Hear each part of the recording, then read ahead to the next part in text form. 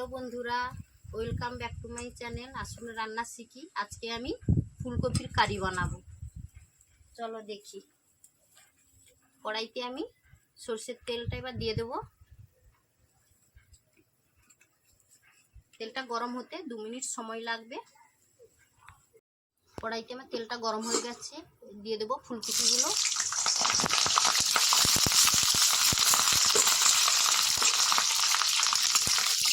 ফুলকপিগুলো এবার ভেজে নেবো ভালো করে। ফুলকপিগুলো লাল করে একদম ভাজা হবে। ভাজতে একটু সময় লাগবে। কড়াইতে আমি আলুগুলো এবার ভেজে নেব।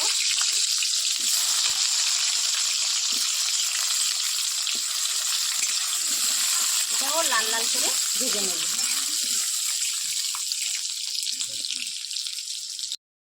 আলুগুলো এবার লাল লাল হয়ে ভাজা হয়ে গেছে। এবার আলুগুলো নামিয়ে নেব।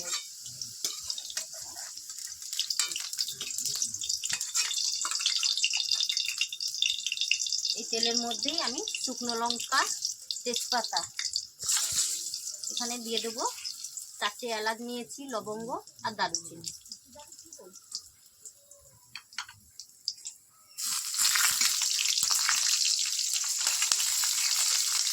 এর মধ্যে দিয়ে দেবো রসুন বাটা।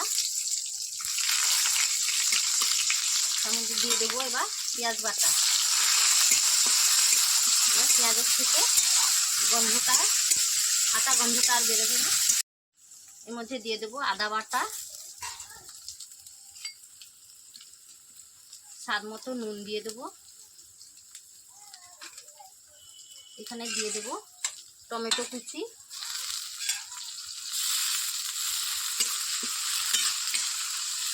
এবার টমেটোটা ভালোভাবে গলে যাবে। এবার আমাদের টমেটোটা ভালোভাবে গলে যাচ্ছে। এর মধ্যে দিয়ে দেব হলুদের গুঁড়ো পরিমাণ মতো, ঝাল লঙ্কার গুঁড়ো পরিমাণ মতো। এখানে দিয়ে দেবো জিরের গুঁড়ো 1 চামচ,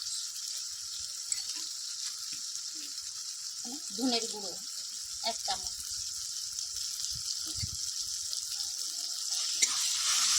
এবার মশলাটার থেকে ভালোভাবে তেলটা ছাড়বে। মশলাটা থেকে তেল ছেড়েছে। এবার দিয়ে দেবো টক দই, এটা কাজু বাদাম বাটা।